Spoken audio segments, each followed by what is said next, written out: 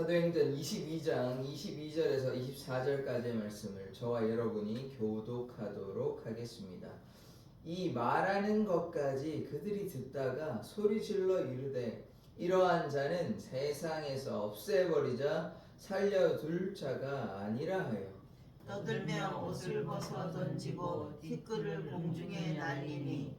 같이 읽겠습니다. 천부장이 바울을 영내로 데려가라 명하고 그들이 무슨 일로 그에 대하여 떠드는지 알고자 하여 채찍질하며 신문하라 한대. 아멘. 하나님, 우리가 바울과 같이 주님께 순종하는 인생 되게 하여 주시옵소서. 예수 그리스도의 이름으로 기도드립니다. 아멘. 이 사도행전 22장은 바울이 어떻게 회심하였는지 설명하는 장면인 것입니다. 바울이요, 예수님을 박해하던 자였습니다. 율법에 정통하였고 율법을 위해서 자신의 모든 것을 다해서 예수를 믿는 자들을 박해하기 위해서 지금 어디 갔습니까? 예루살렘만 온 것이 아니라 다메섹에 가가지고 다메섹에 예수를 믿는 자들을 옥에 끌어가가지고 그들에게 대제사장의 공문을 받아가지고 그들을 잡아오려고 다메섹에 갔습니다. 근데 다메섹에서 어떤 일이 있었냐면 호련히 큰 빛이 임하셔서 예수님께서 말씀하셨죠. 왜 나를 박해하느냐? 그래서 그 음성 듣고 예수님을 믿게 된 계기가 된 것이죠. 예수님을 보고 들었기 때문에. 그래서 무엇을 합니까? 복음을 위한 이방인의 사도로 그렇게 역할을 감당해요. 그런데 그 전에 이제 바울이 어떻게 얘기를 하냐면 제가 사람들을 때리고 가두고 심지어 죽이기까지 했다. 직접적으로 뭐 그 바울이 살해하지는 않았겠지만 어떤 일을 했습니까? 그들 중에 일부가 죽었는데 그 죽음에 대한 책임이 있죠. 그 사건도 실제로도 명확하게 나오는 게 있습니다. 어디 있습니까? 스데반이 죽는데 동참했어요. 찬성했습니다. 그러니까 스데반의 죽음에 대해서 자유롭지 못해요. 또 뭐 했습니까? 옷을 지키고 있어요. 직접적으로 뭐 돌을 던졌다 이런 내용은 나오지 않기 때문에 바울이 뭐 돌을 던지진 않았겠지만 그러나 그들이 이제 돌을 던지려면 옷이 거추장스럽잖아요. 그러니까 옷을 벗고 막 돌을 던지는데 그 옆에서 뭐 했습니까? 옷을 지키고 있었어요. 그래서 바울이 어떤 사람이었느냐? 예수를 박해하고 비방하고 예수님을 괴롭히는데 앞장선 사람이 누구였냐? 그 사람이 바울입니다. 그러니까 지금 유대의 백성들이 계속해서 바울을 괴롭히잖아요. 똑같은 일을 누가 했냐? 그 사람이 바울이에요, 바울. 그런데 이제 바울이 예수님을 만나서 완전히 변화가 되었습니다. 다메섹에서 회심 사건으로 끝난 것이 아니라 갈라디아서 1장 17절 18절 거기에 보면 아라비아 광야로 갔어요. 그러니까 얼마나 기간이 정확히 나오지는 않지만 아라비아 광야 다메섹 합쳐서 3년인데 대략 한 3년 정도 머물렀다 우리가 이렇게 보는데 그 기간 동안 영적인 깊은 교제를 하여서 바울은 완전히 변화된 사람입니다. 주님만을 향해서 이제 나아가잖아요. 자신은 이렇게 예수님 믿는 자들을 박해하고 이렇게 했기 때문에 그럴 자격이 안 된다. 저는 좀 힘들 것 같다. 이렇게 이야기를 했지만 예수님의 뜻이 무엇입니까? 이 바울을 통하여 이방인의 사도로 이방인의 빛으로 이렇게 세웠고 그렇게 해서 고린도, 에베소, 뭐 데살로니가 여러 교회를 가가지고 어떻게 됐습니까? 교회도 세우고 복음도 전하고 그래서 많은 사람들이 돌아오게 된 것이에요. 복음의 열매가 나타났습니다. 그 와중에 얼마나 많은 일들이 있어요. 처음에 돌에 맞기도 하고 또 감옥에 갇히기도 하고 또 매에 맞기도 하고 온갖 억울한 일을 다 당하였습니다. 그러나 좌절하지 않죠. 왜냐하면 왜 그러면 바울은 그런 육신의 고통 또 마음의 고통 개인적인 고통 이런 고통이 다 있었음에도 불구하고 왜 바울은 포기하지 않고 자신의 생명을 주님께 드렸는가? 우리가 이것을 좀 주목해야 하는데 왜 그랬냐면 자신의 삶의 이제 목적은 오로지 주님의 나라, 주님의 영광을 위해서 하는 것입니다. 그러니까 그런 말을 바울이 했잖아요. 나는 죽고 예수만 드러나는 삶을 살아가게 되는 것입니다. 내가 사나 죽으나 예수만 존귀케 되는 그런 삶을 누가 살았냐? 그런 삶을 바울이 살았어요. 나의 달려갈 길과 나에게 맡겨주신 사명, 곧 하나님의 은혜의 복음을 증거한 일을 마치려 하면은 뭐라고 얘기하냐? 나의 생명, 이게 바울이 얘기한 거거든요. 나의 생명을 조금도 귀한 것으로 여기지 아니하겠다. 이런 말을 한 것입니다. 그러니까 주님의 나라를 위해서 나의 생명은 조금도 귀한 것이 아니라고 생각한 것이에요. 세상의 모든 것을 뭐라고 얘기하냐? 배설물로 여긴 것입니다. 지금의 고난은 하늘의 영광과 비교할 수 없다. 그러니까 이 바울에게는 지금의 이 땅의 삶의 이유는 무엇이냐? 이 그리스도의 대사로서 하나님께서 나를 보내셨기 때문에 내가 주의 복음을 위해서만 살아가겠다. 회심한 이후에는 바울은 그러한 삶만 살았어요. 그냥 자기의 안위를 위해서 그냥 편안하게 산 건 아무것도 없습니다. 바울만 그랬냐? 그렇지 않습니다. 12 사도들이 다 자신의 생명을 던져서 주님만을 위해 살았습니다. 어제 제가 말씀드린 것처럼 12 사도들이 얼마나 연약한 자예요. 예수님께서 잡히시던 밤에 다 도망간 자들 아닙니까? 바울은 어떤 자입니까? 예수를 박해하고 방해한 자 아닙니까? 그런데 예수님, 부활하신 예수님을 만나고 완전히 삶이 변화되어서 주님만을 위해 살았지 않습니까? 그래서 우리도 이와 같이 하나님만을 위해서, 예수만을 위해서 살아야 하는 것입니다. 이 땅에 소망을 두고 욕심을 두고 살아간다면 우리는 세상과 타협하게 되고, 그러면 어떻게 됩니까? 영생의 길로 나아가지 못하는 것이죠. 그래서 우리가 주의해야 하는 것입니다. 영생의 영원한 행복이 더 나은 것입니까? 아니면 지금 이 땅의 일시적인 행복이 더 나은 것입니까? 이 땅에 끝이 있다니까요. 개인의 다 삶의 끝이 있습니다. 이 땅의 세상의 종말도 분명히 있지만 개인의 끝도 있어요. 개인의 종말이 있습니다. 그때 종말의 끝에 이제 예수님 앞에 섰을 때 예수님께서 네가 나를 위해서 살았느냐라고 얘기했을 때 우리가 부끄럽거나 아니면 할 말이 없으면 어떻게 되는 것입니까?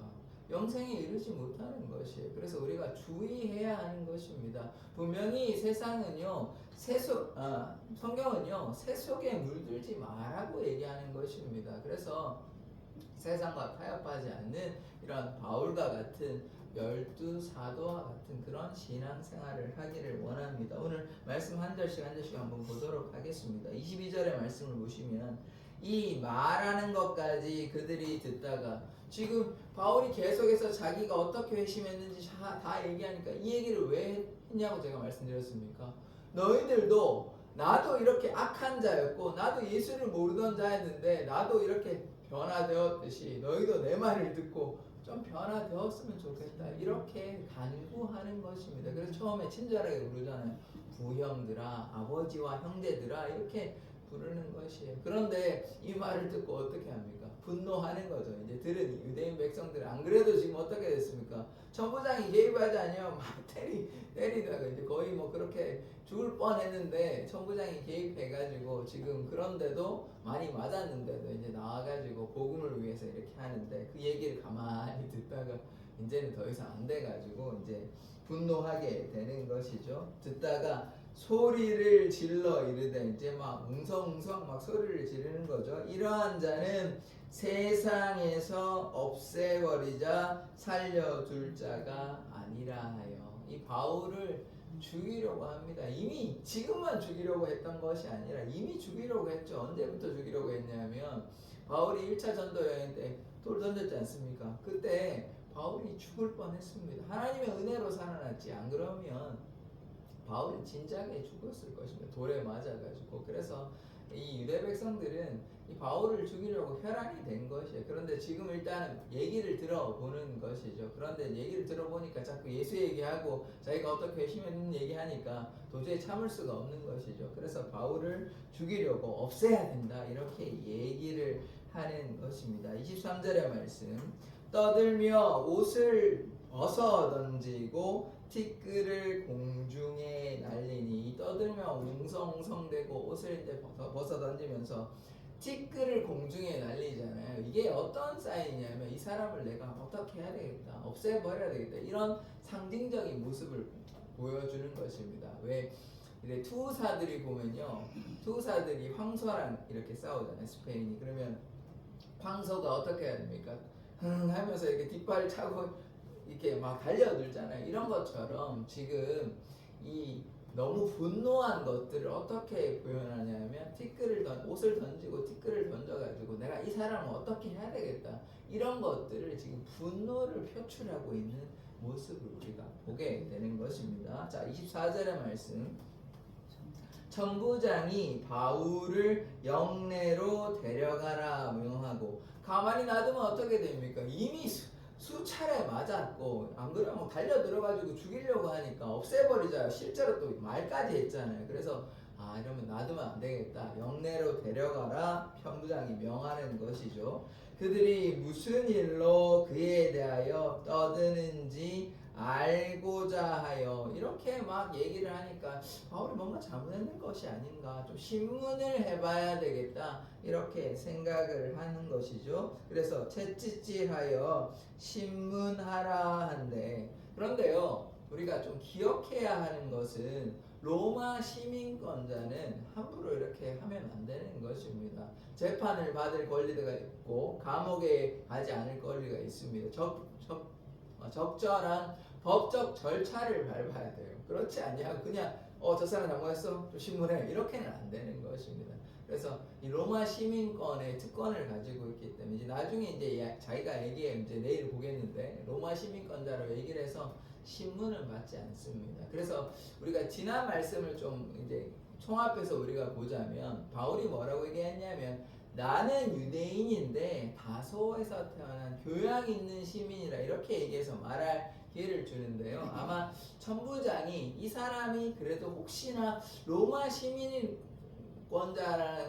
이런 가능성은 두었겠지만 뭐 확실히 알 수는 없잖아요. 왜냐하면 바울이 밝히진 않았습니다. 내가 로마 시민권자야, 이렇게 밝히지 않았습니다. 그래서 지금 뭐라고 하냐면, 천부장 이런 소동이 나타나잖아요. 유대 백성들이 자꾸 바울을 죽이려고 하니까 안 되겠다, 저 사람을 신문해라, 채찍질 해서 신문해라, 이렇게 이야기를 하는 것이죠. 그런데 여기서 우리가 알 수 있는 것은 무엇이냐, 천부장이 바울이 확실히 로마 시민권자인지는 몰랐다는 것이에요. 물론 가능성을 열어둘 수는 있지만, 그래서 신문하라 하게 된 것입니다. 그러나 로마 시민권자는 아까도 말씀드린 것처럼 감옥에도 안 갇히고요, 또 재판도 받아야 되고, 함부로 채찍질하거나 이렇게 해서는 안 되는 것입니다. 그래서 이제 내일 자기가 로마 시민권자라고 이렇게 밝히는 것이에요. 자, 오늘 말씀에서 기억해야 하는 것은 무엇이냐면, 바울이 이렇게 자신의 회심 사건을 다 정리를 해서 있는 대로 이 이야기로 다 풀어서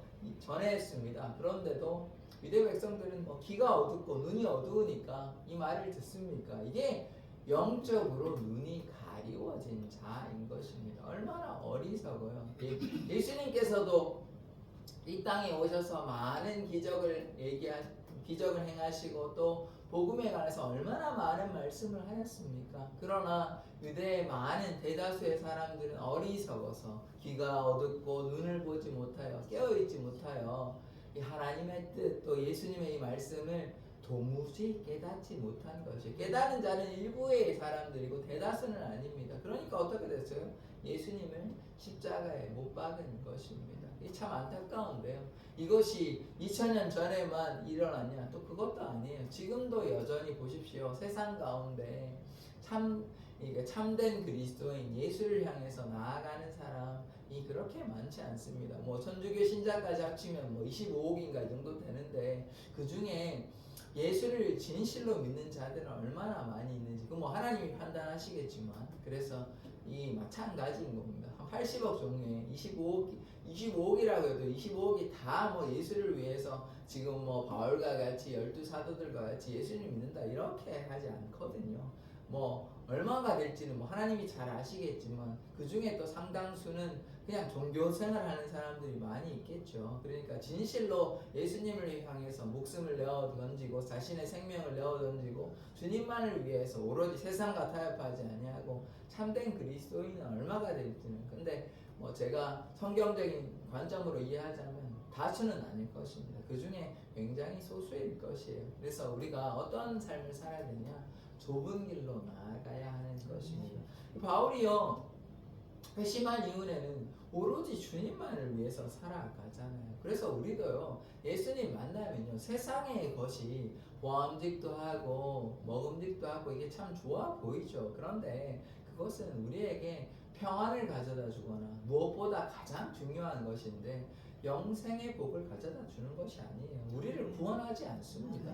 그런데 아까도 말씀을 드렸지만 영원한 행복을 추구하는 것이 좋은 것 아닙니까? 일시적인 행복, 이 세상에 아무리 우리가 행복한 삶을 살아도 그것은 일시적이고 제한적인 것이에요. 이 땅에 잘 사는 것도 물론 좋죠. 이 땅에 잘 살고 하면 좋지만 그것은 일시적인 거라니까요. 그런데 우리가 추구해야 될 방향이 무엇입니까? 영원한 삶이잖아요. 그러니까 구원이 우리에게 가장 중요한 것이에요. 그렇다면 어떤 것을 선택하시겠습니까? 물론 이러면 가장 좋죠. 이 땅에서도 잘 살고 또 영원의 삶도 잘 살고 이러면 다 가장 좋은 것이지만 만약에 두 가지 중에 선택하라 하시면 무엇을 선택하시겠습니까? 이 땅의 행복한 삶을, 일시적인 행복한 삶을 택하시겠습니까? 아니면 영원히 행복한 삶을 택하시겠습니까? 아마 모든 사람은 영원히 행복한 삶, 이 진리를 깨달았다면 영원히 행복한 삶을 택할 것입니다. 그것이 더 나은 선택 아닙니까? 누가 봐도 그것이 더 나은 선택 아닙니까? 100년을 행복하는 것보다 무한대로 행복하는 게 더 좋은 선택 아닙니까? 그것이 상식적이고 맞는 것 아닙니까? 그래서 우리가 예수를 믿는 자로서 이러한 선택을 하기를 원합니다. 그러나 이 땅에서 우리가 바울과 같이 이런 고난을 받는 삶도 아니니까 우리가 예수님을 택하였다고 해서 바울과 같이 고난 당하고 당장 우리의 목숨을 내놔야 되고 이런 건 아닙니다만, 그러나 우리가 어느 방향으로 나아가야 하는 것이에요. 지금 우리 괜찮으니까 그냥 편안히 있다가 그냥 세상과도 타협하고 그냥 적당히 이런 욕심도 좀 가지고 이렇게 해서는 안 되는 것입니다. 세상과 타협하지 아니하고 복음을 위해 살아가기를 원합니다. 그러하면요, 하나님께서 이생의 축복도 허락하여 주시고 영생의 축복도 허락하여 주시는 것입니다. 그것이 하나님의 놀라운 은혜인 것이에요. 그래서 우리가 세상과 타협하지 아니하고 바울과 같이 12사도들과 같이 오로지 주님만을 위해서 살아가기를 원합니다. 그러하면요, 또 하나님께서 여호와를 기뻐하라. 그럼 어떻게 됩니까? 내 마음의 소원을 이루어 주실 것이다 약속하셨고, 또 어떻게 약속하셨습니까? 먼저 하나님의 나라와 하나님의 의를 구하라. 그리하면 이 모든 것을 너에게 더하시리라. 이 모든 것은 무엇입니까? 우리가 무엇을 먹을까, 마실까, 입을까, 우리의 필요한 의식주를 다 주님께서 해결하여 주신다고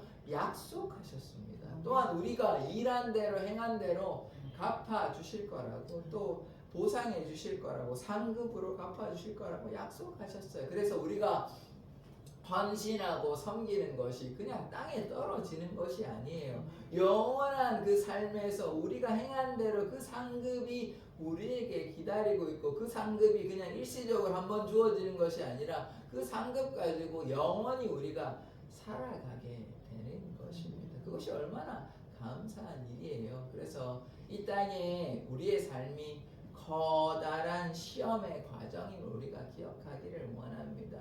우리가 하나님께서 우리를 이스라엘 백성과 같이 낮춘 것처럼 우리를 낮추시고 시험하셔서 하나님의 뜻에 순종하는지 순종하지 않은지, 말씀을 지키는지 지키지 아니하는지 하나님께서 보시려 하는 것입니다. 그래서 우리의 삶을 주님께 맡기고 나아가기를 원합니다. 어제 수요일날 보셨잖아요.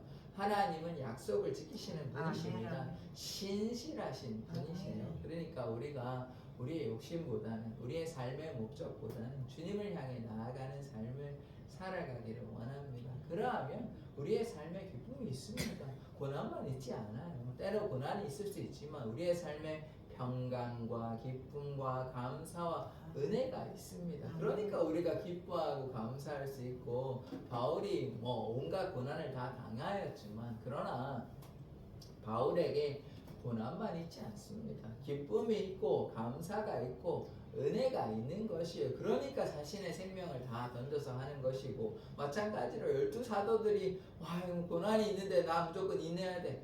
그렇지 않습니다. 거기에는 감사가 있고 기쁨이 있고 은혜가 있는 것이에요. 그래서 우리에게 하나님의 은혜가 임하면 이런 고난이 고난으로만 다가오지 않습니다. 축복으로 다가오고 감사로 다가오고 또 그것을 인내로서 감당하게 되는 것입니다. 그래서 우리가 주님만을 향해서 같은 방향, 같은 생각, 한 마음으로 나아가서 주님과 동행하는 자 되기를 원합니다.